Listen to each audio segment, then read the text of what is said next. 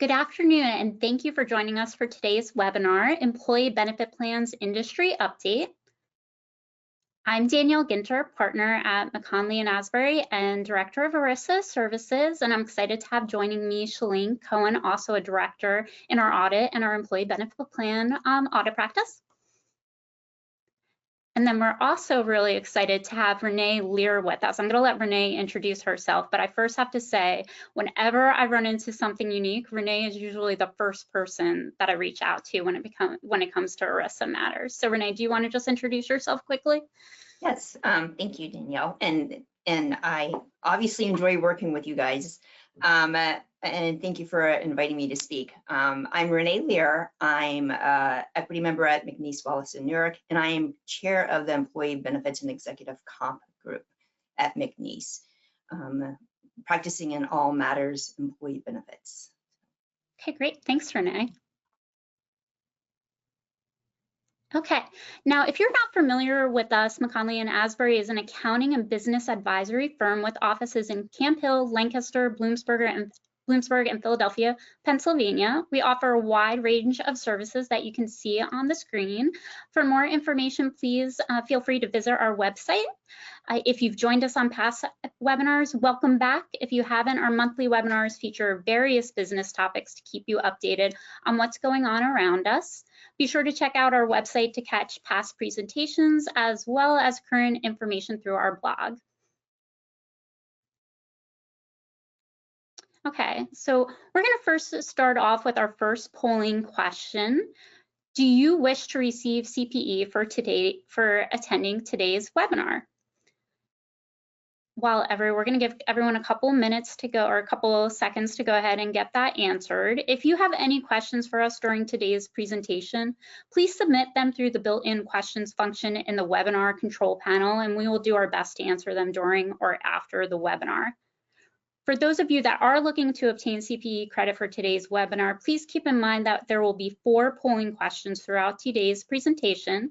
You must answer all 4 of those questions to get your certificate, and those will usually come out about a month after the webinar.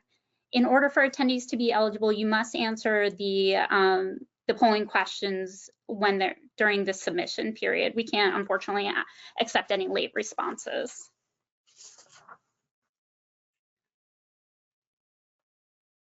Okay, so it looks like 90% of us are looking for CPE.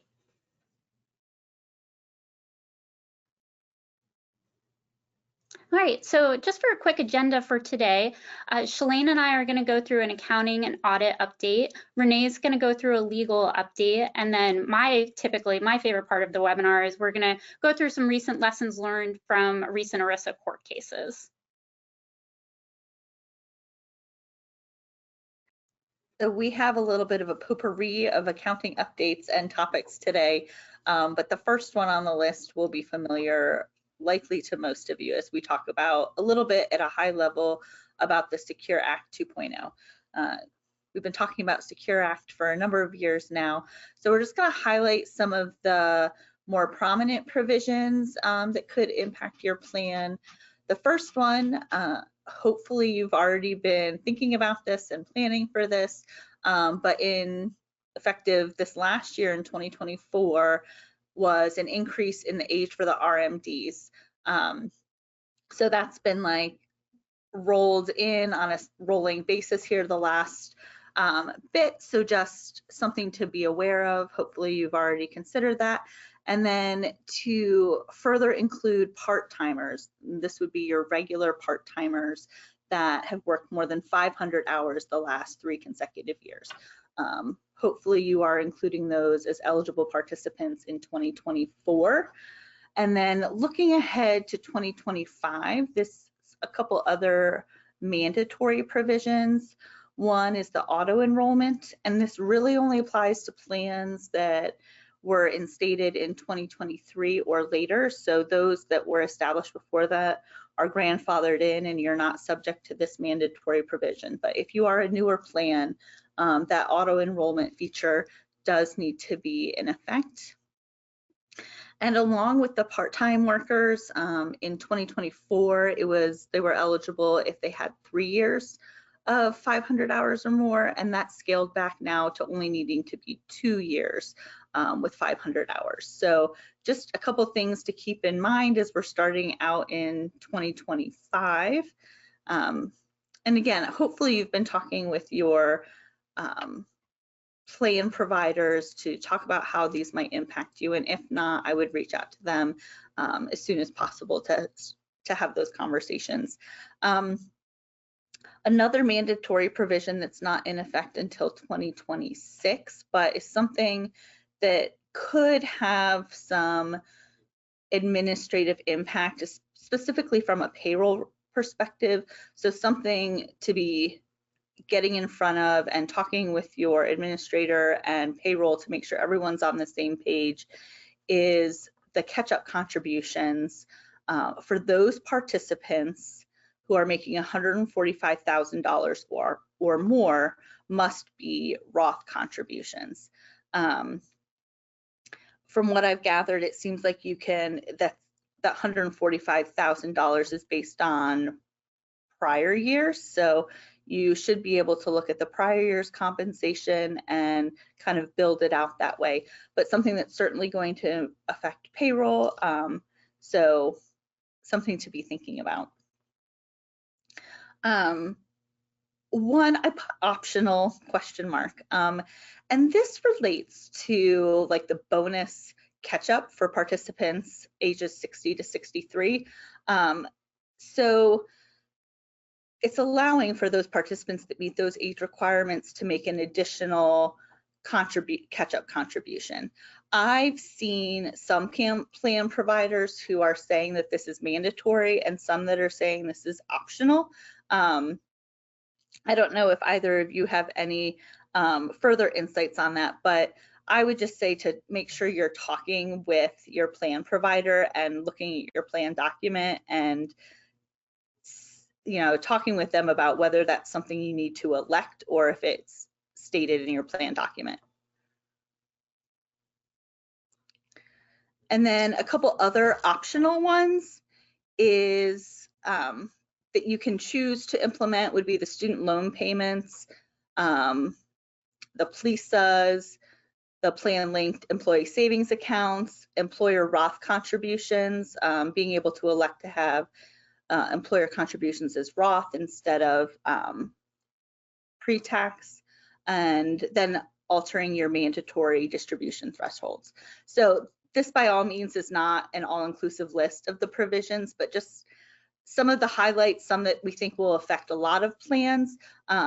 So talk to your providers, and just a reminder about plan sponsor fiduciary responsibility. Like at the end of the day, it's the plan sponsor's responsibility to make sure the plan is operating compliance with ERISA, including the Secure Act 2.0, and with all the new provisions, it's just things to make sure that they're top of mind.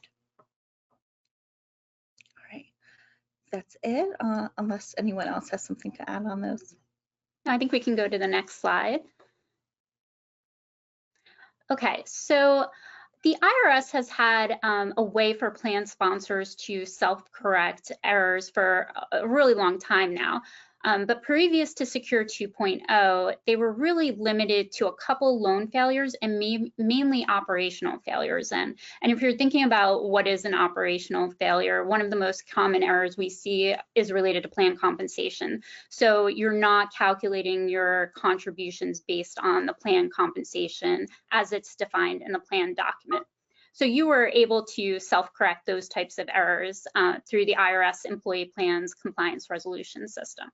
Now, Secure 2.0 has really expanded that. So instead of saying what type of error can be corrected, it expanded it to allow for operational loan or plan document failures. They just need to meet the definition of an eligible inadvertent failure, which is extremely broad. And I think the thought process behind this is some of these failures before Secure 2.0 would have had to be corrected through the voluntary compliance program, which I think a lot of plan sponsors were like, well, the cost versus the benefit of fixing this isn't really worth it. So I think they're really hoping to encourage plan sponsors to go ahead and self-correct more things once they find them. And one of the items that you were previously able to self-correct was related to auto enrollment. There was a safe harbor that allowed for self-corrections of auto enrollment that was set to expire on December 31st, 2023. And they've now made that permanent. And again, I think the thought process is they really want plan sponsors to be offering auto enrollment.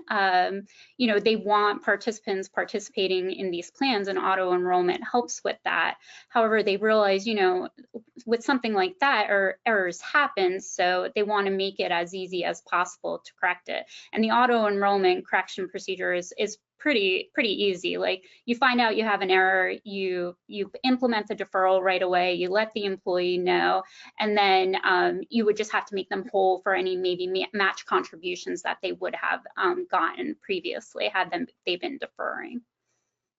And then we can go ahead and go to the next slide. Okay, so a couple of things to keep in mind. You have to find these errors before the IRS or the DOL. So if you find an issue, I really highly recommend, like, go ahead and go through the self-correction, because if you end up getting audited by the IRS or the DOL, it's not going to be as much fun to correct it, and it's most likely going to be a lot more expensive. And when you do the self-correction, you just want to make sure that you keep all of that documentation as far as what you did to correct it. Again, just in case you get audited by the IRS and the DOL and they want to see that. And then you can see I put document, document, document. I know I sound like an auditor. That'll probably be the theme of this entire webinar, but you really want to make sure you do that. And then we can go to the next slide. So, and Danielle, just to follow up on the previous slides, that you're right, like the Secure 2.0, like substantially expanded what you can self-correct under the IRS guidance.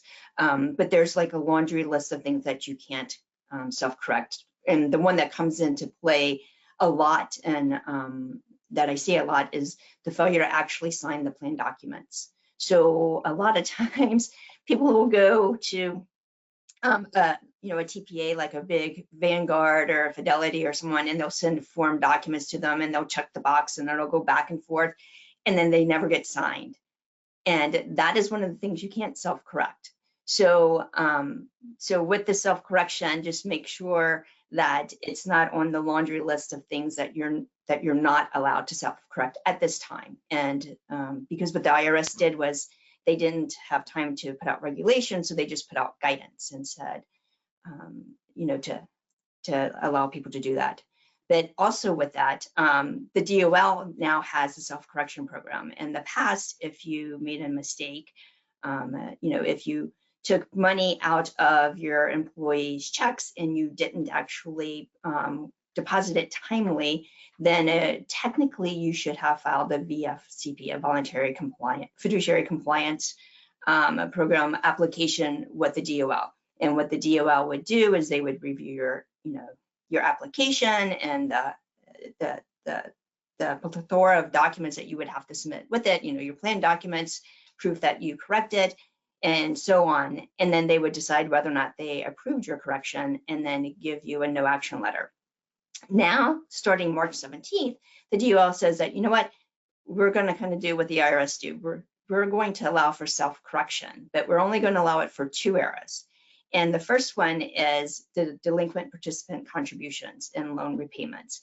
And you're allowed to self-correct with this if the earning calculation, not the amount that you were supposed to withhold, but if the earnings on that is less than $1,000. And you would calculate the earnings by using the DOL calculator. You have to cure it within 180 days of when the contribution should have been made. So if payroll was on January 15th and you typically do it within 4 days, then it should have been done on January 19th. And if you didn't, you have 180 days in which to take advantage of the self-correction. And then you have to pay the late fees, the penalties, and any other charges that are associated with correcting this. And if you do that, then all you have to do is file a notice with the DOL instead of going through the application process.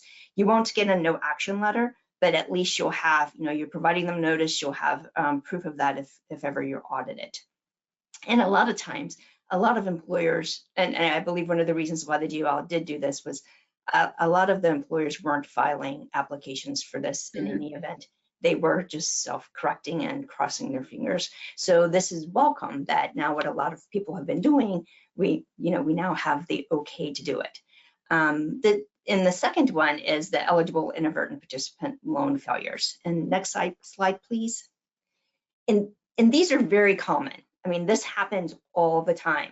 And it's essentially, it's the loan failures that, you gave too many loans. Under the plan, the loan says you get one loan, but you actually accidentally gave two. Or the terms of the loan didn't actually comply with the plan and the IRS regs. So you didn't, the terms of the loan didn't amortize it correctly. The duration could have been too long. The amount of the payments could have been off. So those are things that typically would happen in the past, and a lot of employers would say, I don't want to file this application, and kind of again cross their fingers. Now you can safely do it without filing the application. Another one is the spousal consent for the loan. The IRS had this as part of a self-correction for several years now, and now the DOL is picking up it as well. And then the last one on the list, which is actually the second one on this list, is the failure to withhold from a participant's wages. A lot of times I get the question of, it was, the participant signed the documents, they actually were paying, and we have one random payroll where we didn't withhold. And it's technically a breach on the part of participant, even though it's the employer's fault. So luckily, that is also something that can now just be self-corrected and not have to go through the actual application program. Next slide. I just have to add, as auditors, like plan loans, like from an administrative perspective, it frequently trips people up. Like there's just like a lot of moving pieces. And people just don't seem quite as familiar with it. So I feel like we see those a lot in plans that allow plan loans. That's all. No, absolutely, Shalene. So then the next thing we're going to talk about is something that I've been hearing about since I've been working on these audits for almost 20 years, and that's related to missing participants. What do we do when we can't find someone? And unfortunately, there hasn't really been a lot of great guidance out there since this. But Secure 2.0 directed EBSA to establish a database. And essentially what the database does is it allows plan sponsors to upload information about these missing participants, and then it allows participants to register in the database with the hope that they can kind of match up plan sponsor missing participants with people that are looking for their benefits. One thing to keep in mind, if you're a plan sponsor who wants to do this, and it is optional for the plan sponsor, you would reach out to your record keeper or your third-party administrator, and they would have a form that you would need to sign to authorize them to go ahead and do this. So this is very new. It just launched to the public December 27th, 2024. So we'll have to see how it goes, but hopefully this solves some of the missing participant issues that a lot of plan sponsors run into. And with this, there's a kind of a funny backstory on it. The reason why it's voluntary right now is because the Department of Labor thought that they could get the information from the IRS, because every year plan sponsors file with the IRS terminated participants and their information. And the DOL went to the IRS, and the IRS said, we can't provide that. That's confidential information. And and the DOL was like, wait, we're on the same team.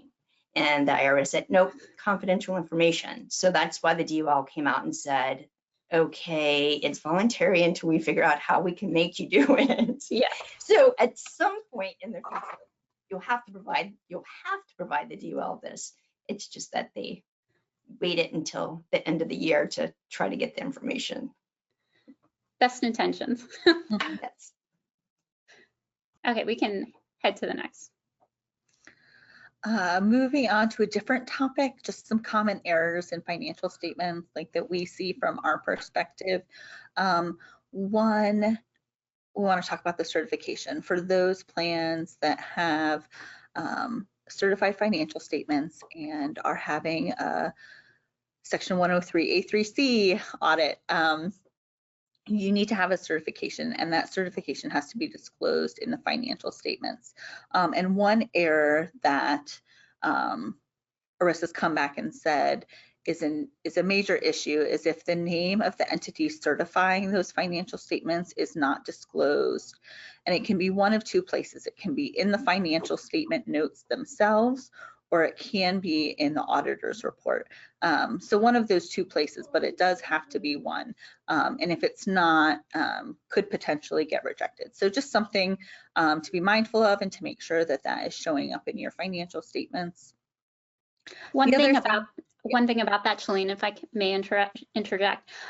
So we listened to the DOL quite a few times on different webcasts and at different conferences, and this is something they're pretty passionate about. I listened to them last year, and they were like, absolutely, if we look at a 5500 with attached financial statements and it doesn't have the certifying entity disclosed, we're rejecting it right away. I just heard them speak last week, and they were. It was a little bit more of a gentle message. It was like, we're probably going to send you a notice. But either way, I think we can all agree, like, if it's best to avoid getting any type of communication if you can avoid it from the Department of Labor. So just definitely make sure that that's disclosed to save yourself some heartache in the future. And then the third item, if we could go back one more, is the 5500 reconciliations. There are differences in how things are reported in financial statements in accordance with GAAP and your 5500. So your notes to the financial statements should disclose some of those. And the things that we see most commonly are receivables. Specifically, if your 5500 for some reason is on the cash basis versus accrual basis for your GAAP statements. The next one would be any excess contribution payables. So if your plan does their non-discrimination testing and fails the ADP testing, there may be some contributions that need to be given back to the participants. And in that case, you would record a contribution payable on your financial statements, but those distributions back to the participants would not go on your 5500 until they're actually paid. So there is a difference there. And then lastly is how investments are valued for purposes of the financial statements. Oftentimes stable value or common collective funds will be stated at net asset value. However, in the 5500, they would have to be based on fair value. And sometimes that's different. Sometimes it's not. It really depends on the investment vehicle, but just something to be aware of, that you might see those differences between your financials and the 5500. All right, that's it for that one if you want to move on. Okay, 5500 updates. So before we get into what to look for in 2024, I just wanted to summarize some updates from 2023.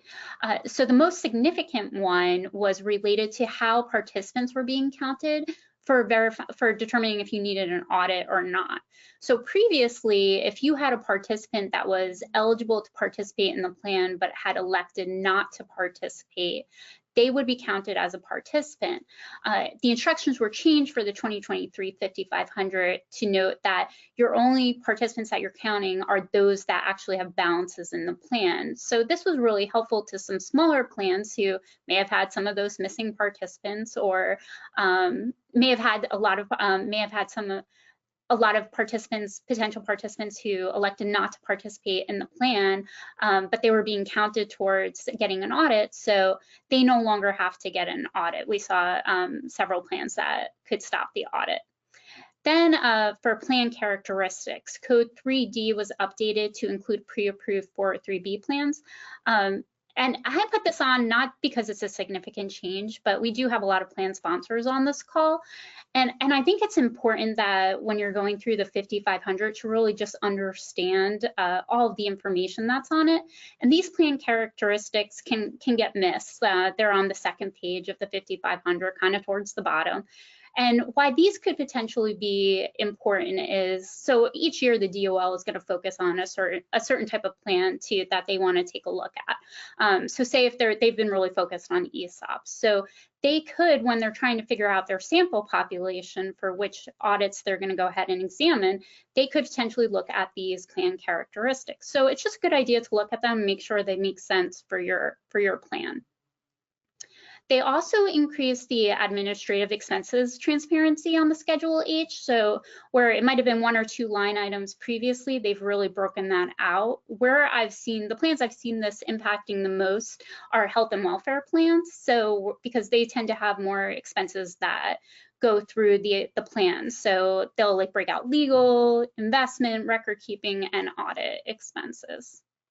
And then lastly, there are new Schedule R compliance questions that are at the bottom of the Schedule R on the last page related to non-discrimination testing. And if you have a pre-approved plan document, you have to put the date and serial number of the IRS opinion letter. The reason why I wanted to mention this is because I was actually surprised over the summer when we were doing the audits and we would get the draft 5500s. There were actually quite a few that we got where this wasn't completed. And again, I think Shalene had brought this up previously, you know, as the plan sponsor or the person that's signing the 5500, you have a fiduciary responsibility to ensure that you're understanding what's happening with your plan. So definitely flip your 5500 and make sure like you question if something looks unusual to you. Then we can go to the next slide.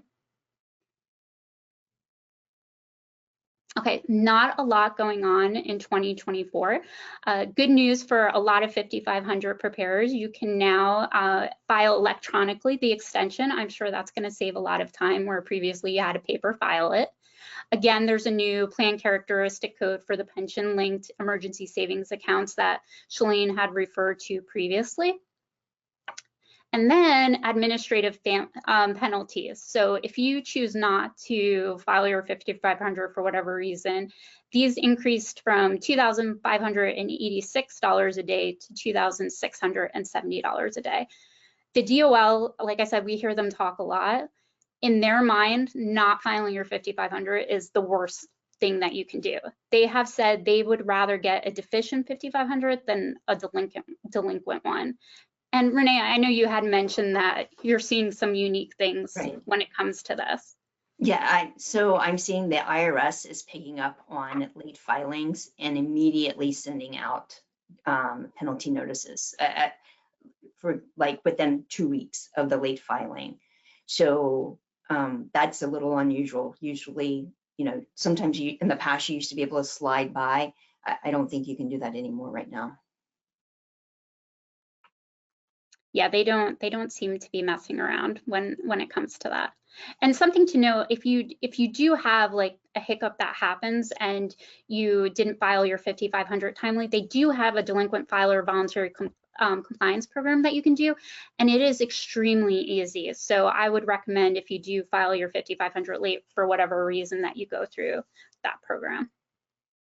And if you do that, the IRS will generally waive their penalties.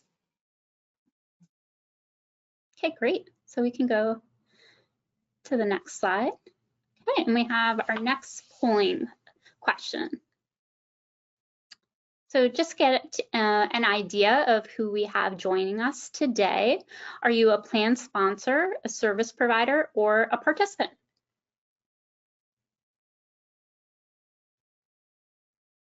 And while people are answering, I just thought I would mention something.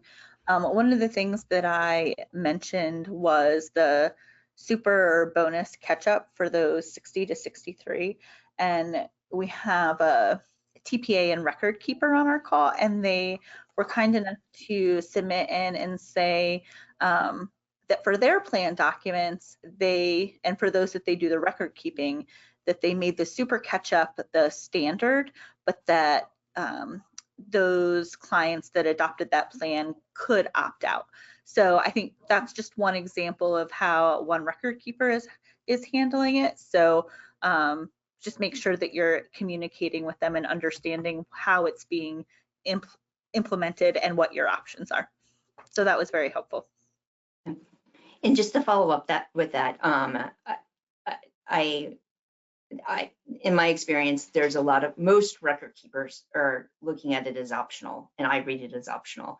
But I have run into some who believe that it is actually mandatory, and because of the way the language is written, you could read it both ways. So that's the issue that we're having until we have further guidance.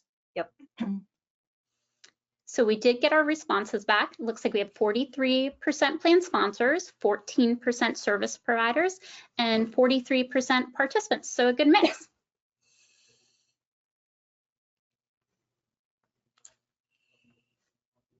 Okay, so the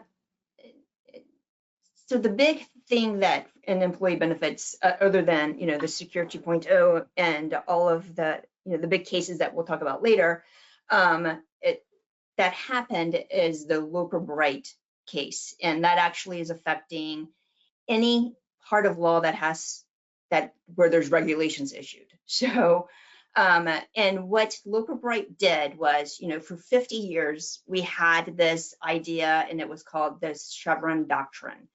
And what the Supreme Court indicated for past 50 years is that when you have Congress pass a law and the regulators, an agency passes regulations to implement the law, or has guidance for individuals or companies or plans in how to comply with the law, that in a court action, that the judge is to give that regulator deference because they drafted the regulations, right? So they should be in the best position to actually interpret what their agency actually drafted. And from an employee benefit standpoint, like I use that a lot. And I know a lot of other employee benefits consultants and attorneys use it because it's like, well, on the DOL's website, under their guidance, it says that this is how you do it. So if you do it, then you're protected.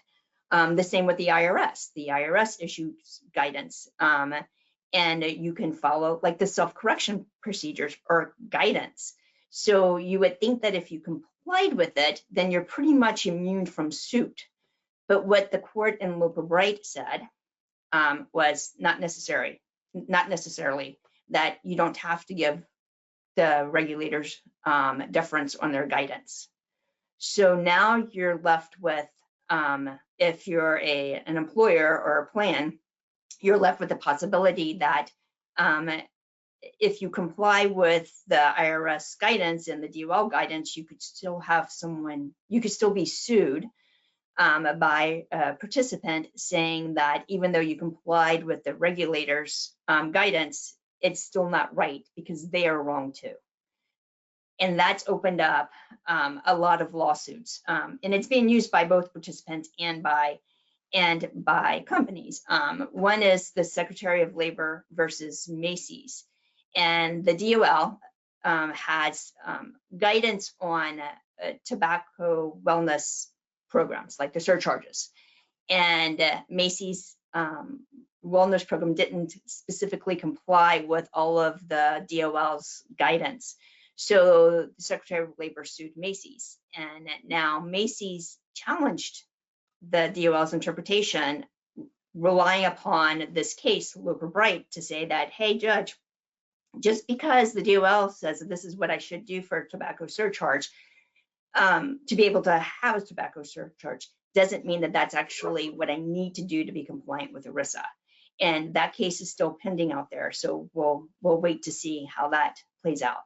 The other case on the slide is Pearl versus the U.S. Department of Health and Human Services. So, after Dobbs, some states, specifically Texas, passed laws that criminalized having abortions or assisting women in having abortions. And so what the Department of Health and Human Services did was updated their HIPAA rules. And the final regs were effective at the end of last year. And in the HIPAA rules, it said that you cannot disclose any information regarding reproductive services provided to a participant, to an individual. And if you did, then you were violating HIPAA. And but under Texas law, the doctors have to disclose that. So this provider sued, arguing that the HIPAA rules prohibited her from complying with Texas laws. And of course, she sued in Texas, which is very, Texas judges tend to be anti-regulation. So this case is also pending on whether or not the local right will be used to invalidate the HIPAA rules that were just put into place. Next slide, please.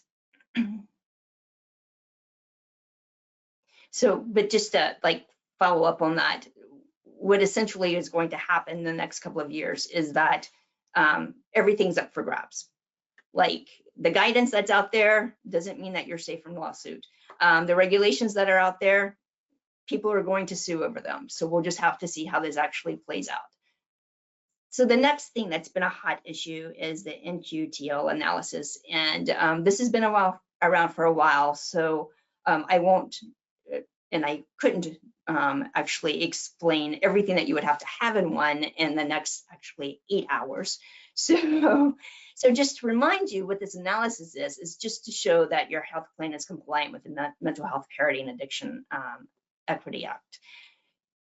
What's significant is that last year in the fall, there were regulations that were finalized, and the regulations actually changed the way that the analysis is actually presented and what you have to look at. And again, I would say, go, if you're self-funded, you need to contact the individual who actually performs the analysis for you, and to ensure that they know that the regulations have actually been updated.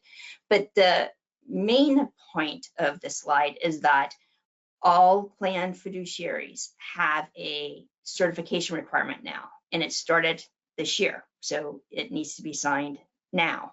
And it essentially says that you've engaged a prudent process to select a qualified service provider to perform the analysis for you, and that you're actively monitoring the service provider to ensure it complies with the regulations.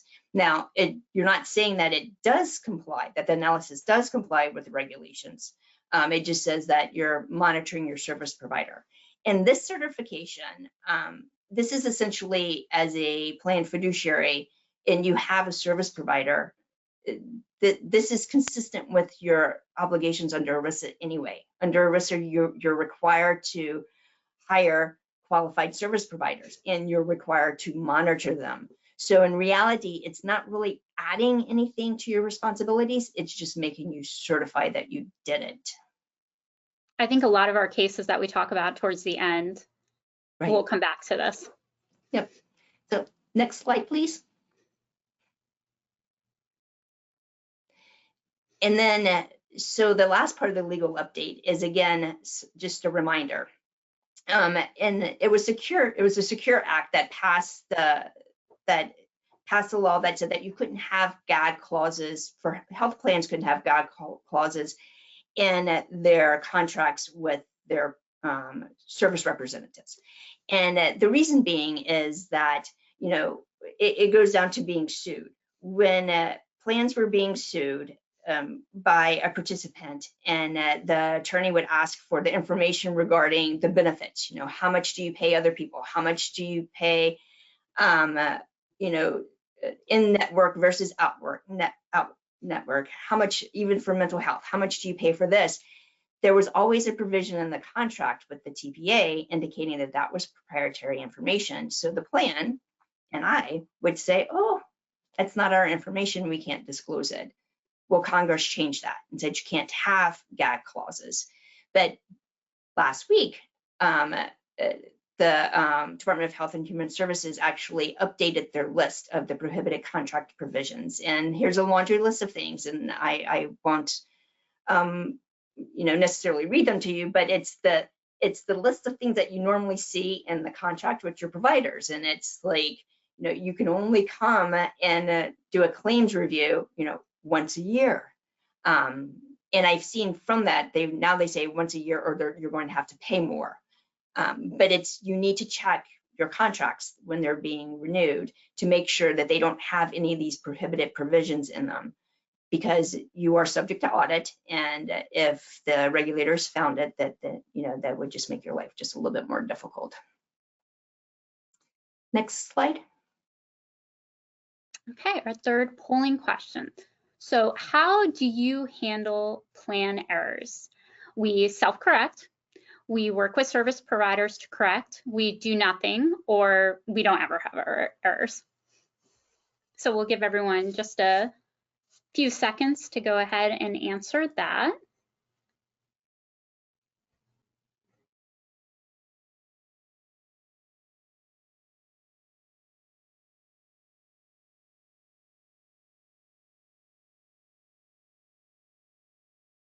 Okay, just a couple more seconds.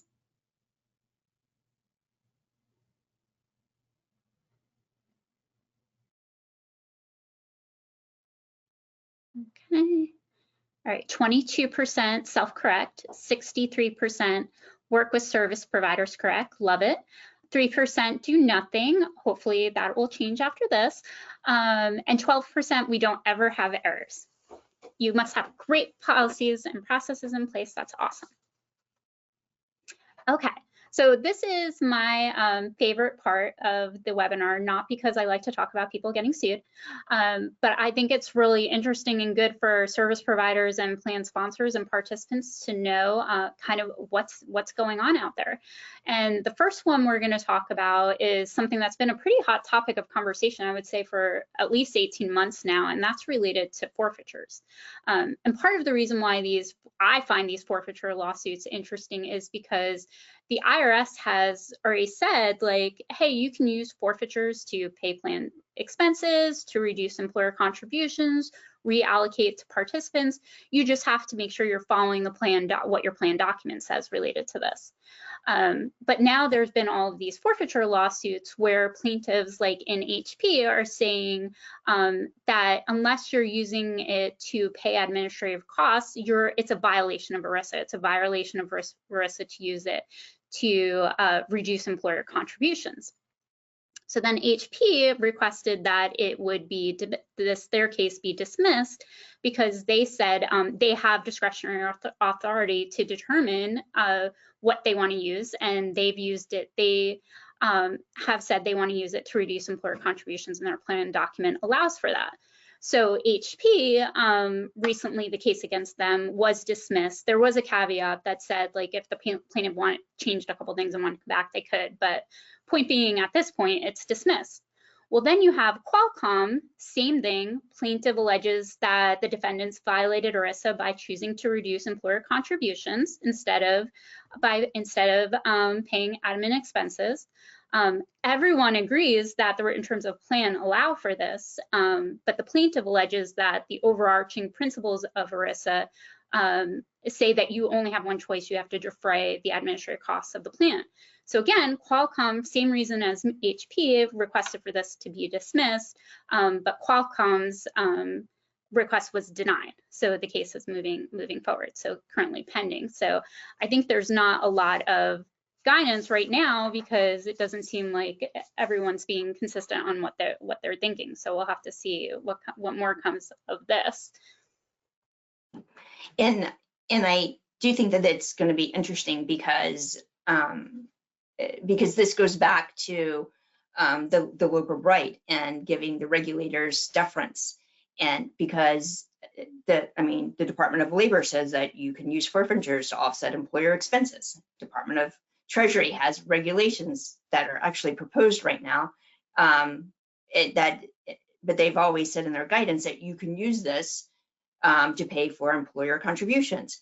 So it's interesting that, unless the only time that I've seen these cases dismissed is if the plan document specifically said will be used to offset employer contributions, then used to defray administrative expenses, and then for any other permissible purpose. I've seen a couple of those dismissed, but the argument is still that you're still breaching your fiduciary duty if you have any discretion in where to put the money. So would you recommend, Renee, based on that plan sponsors work with service providers to spell it out in even more detail now? I would. Take away the discretion, put it down that employer contributions come first and then administrative expenses come second. And the reason being is that when the plan is amended, it's an employer, when the employer amends the plan, it's not acting as a fiduciary, it's acting as the settler, and there's no fiduciary responsibilities. But if you give the employer the option, or the administrative committee or whatever subset of the employer, the option, discretionary option on how to move the money, that's when it becomes fiduciary. Okay, that's a good point. We can go to the next one.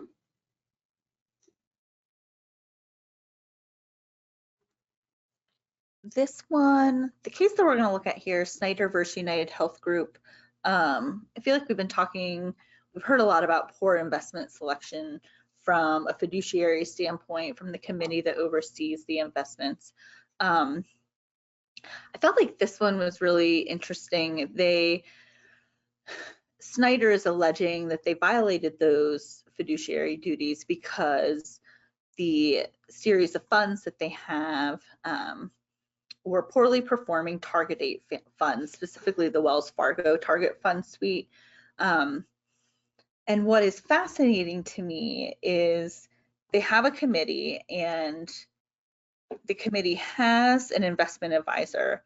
And in this case, it was Mercer who came to them in 2014, before the period that this case is about, and said, hey, these funds are not performing well. Like, we need to do a review. The committee agreed. They said, we're going to do a review. So they go through a whole RFP process for different fund providers, narrow it down to 3, none of which was Wells Fargo. And they set them up for the final one, do the presentations, and then end up selecting Wells Fargo, who they didn't even bring as a finalist to the table. So in this situation, like, the process to get to who they selected was a little different than what you would normally see in like a thorough process of vetting your service providers. And when the judge ruled on this, one of the biggest things that he talked about was the business relationship with Wells Fargo and United Health Group, and how they were just too intermingled between the two, and that it gave cause for concern from like a favorite, did they choose them and continue to use them despite the poor performance because of all of these related party, I use related party, but these transactions between the two. Specifically, the case, like, the ruling states that United generated between 50 and 60 million in revenue over a 3-year period for Wells's health insurance, as for using Wells health insurance provider. And then Wells also provided banking services to UHG. So just a lot of co-mingling that gives the perception of inappropriate selection. So the case was for 3 years, and there was no, the settlement ended up being 69 million. And when I put these together, it was awaiting court approval. And I believe that this is the biggest settlement in this topic to date. So it's a pretty big deal. Highlights the importance of monitoring the investment and having a prudent process to select those funds and monitoring them. And this one just doesn't pass the gut check, right? I mean, you do an RFP and you choose someone who's not in your list. So, in your top 3. So yeah, and when I read this one, it was like, yeah, I see why they settled. Yeah. All right, we can go to the next one. Okay, so this one I think is really timely because I think everyone is concerned about cybersecurity right now. So Disbury versus the Employee Relations Committee of Colgate-Palmolive. So essentially what happened is this plaintiff claims a person was able to access her retirement account, change her password and her personal information, and request a cash distribution of the entire account. $750,000 was stolen from her account, probably her whole retirement. So terrible. So the plaintiff then turned around and is alleging that Colgate-Palmolive and the plan record keeper Allright breached their fiduciary duties because they missed some red flags. And I listed out some of the red flags she was saying. They missed her phone number and email address were in one country and her mailing address was in another. The fact that she requested, or the bad actor requested, an immediate cash distribution instead of a rollover distribution, resulting in a 10% penalty, even though the plaintiff was 59.5. I thought that was, I mean, I'm not an attorney, I thought that one was a little bit of a stretch because people can do that and do that all the time. And 3, there were numerous attempts to access plaintiff's account via telephone and online, many of which were unsuccessful. That I definitely thought was an issue. So this one was settled for an undisclosed settlement, and unfortunately there was like no court conclusively opining on it to provide guidance to the plan sponsors in the future. But one of the takeaways I had from this is cybersecurity is such a huge focus of the Department of Labor right now, and they have put out some pretty specific guidelines related to cybersecurity and what plan sponsors should be looking for, and tips for even like monitoring and hiring your service providers. So if I was a plan sponsor, I would be taking that guidance and really document how I'm following that as it relates to my service providers. And also make sure you're requesting those SOC reports that would outline the internal controls an organization would have over IT. But I unfortunately think, like with everything that's out there, we might continue to see some more of these cases. I definitely think we'll see a lot of these cases. And I'm with you, like typically people do who are under 59.5. It's not really unusual for them to ask for a lump sum distribution and pay the 10%. But I think what she was saying is that when you add that with everything else, like right, the attempts to access my account, my phone number and email not matching the country and in the town that I was, my new address of Vegas, you know, and then you take a lump sum out. So I'm glad she got something. Yeah. Oh, I felt terrible when I read this one. I can't even imagine. So I think we can go ahead and go to the next slide. Do you know who settled, like is Disbury paying it or is it the provider? I don't know. That's a good question. I don't know if it just said undisclosed settlement when I looked. I think that's the thing that's most interesting to me, like who at the end of the day ended up getting on the hook for that. So it's probably going to be the provider's insurance company. Yeah. The TPA's insurance company. Because if not, then the employer would be suing the provider. Yep. Okay, so our next polling question: what is your biggest concern related to your employee benefit plan? Being required to have an audit, hearing from the Department of Labor or IRS, or participant complaints? And then while everybody is taking a few minutes to answer that, we did get some comments in our chat function. One of our service providers that's listening today has noted that on forfeitures, they have written our plan documents to specify one way or another for the use of forfeitures, therefore no discretion on the part of the employer in how to follow the document.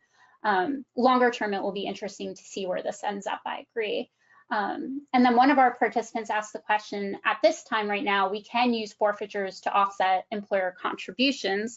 And I would say yes to that, but to Renee's point, potentially make sure that your plan document is very specific on how that's going to be used, like you're going to reduce employer contributions first and then pay any administrative expenses.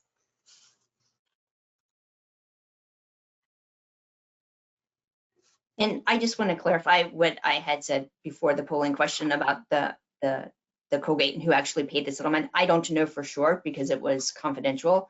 I'm just saying in the scheme of things, that's typically what would happen. It would typically be the TPA's insurance carrier, because otherwise the employer would actually be suing the TPA for indemnification. And then being required to have an audit got 9%, hearing from the DOL or the IRS is 68%, and 24% is participant complaints. And then before we get into the next one, Shalane, we did have a comment that all the compliance requirements required are overwhelming. Just curious if anyone would have just some general advice for a plan sponsor. I know that I always tell them to just make sure that you're double checking your plan document and you're making sure that you're following your plan document and that you're documenting like how you're getting comfortable with your service provider. It's great when you have like a 401k retirement committee or an investment committee and you're taking meeting minutes and you're following policies. Any other advice, Renee or Shalane, that you can think of? I think having the committee and documenting the discussions that you're having and the thought process and the decisions that you're making, I think that that's huge to support your fiduciary. I think you having like an outside advisor can be helpful too. Someone independent of maybe your investment portfolio provider, just to have a set of eyes that like maybe understand investments better than people on your committee. So that may be something to consider as well. Right. And I agree about having the meetings and documenting it. And you want to find that middle ground where you put in enough to protect you in the future, but you don't put in too much. You definitely don't want to put in if people, like if there were disagreements, you want to keep that out and things of that nature. So you just want to be careful the way that you document your decision processes. Well, just looking out for time, Shalane, do you just want to do a quick high level over this case? Super high level. ESG has been a hot button item for a number of years. As of 2022, they're allowed to consider it. We'll see if that changes with the new administration, if that rule will go away. But what's interesting about this case is like none of the investments were actually ESG investments. It ended up boiling down to the fact that they felt like BlackRock was the one, like BlackRock was pushing an ESG policy and like brought into question passively managed funds and like what the responsibility was for the plan fiduciaries to monitor that, which has not been practiced. Like it's not a normal thing for them to do. So this just brought up a lot of questions of like, how far do you have to go for these passively managed funds? So ESG is a little bit deceiving, but it is the undertone of this. So we had a couple more cases that we can kind of just go through the slides super quick to be mindful and get everybody wrapped up by 3. The next one, just so everybody can see the name in case you want to look up it on its own, was more for a health and welfare plan. But again, like kind of came down to just monitoring your service provider. So everything we had mentioned previously regarding that and really looking at the DOL's guidance on those. But if you want to look up that case later, and then if we want to just hop to the next slide. And I would say the same thing about that one as well. Yeah, this one you can look up the name, but really it boils down to managing your fees and using your leverage for the size of your plan. Like you should be getting a favorable fees for larger plans, in addition to looking at institutional classes versus investor classes. Like if you're eligible for those, you should be asking the questions to make sure you're getting favorable expense rates based on the size of your plan. So all things that you should be monitoring in your committee meetings. Okay, so we can go to the next slide and start to wrap up. Thank you everyone for joining today's webinar. If you have any questions at all, please don't hesitate to reach out to me or Shalane or to Renee. We're always happy to answer any questions. A recording of today's presentation will be posted on our website and social media sites in a few days. And for those of you who requested CPA and answered the polling questions, as I mentioned earlier, those certificates will be sent out within the next month, I should say. Okay, and then we do have some upcoming events, 2 webinars. One on February 13th is an overview of the most significant tax, internal audit, compliance, and IT security issues impacting the healthcare industry. So that's going to be great. And then on February 27th, we have our webinar where the internal audit team will explore the process to streamline testing of SOX internal controls over financial report under a risk-based approach and control rationalization. Okay, and thanks to everybody. Thank you again for joining us, and we hope you enjoy the rest of your day.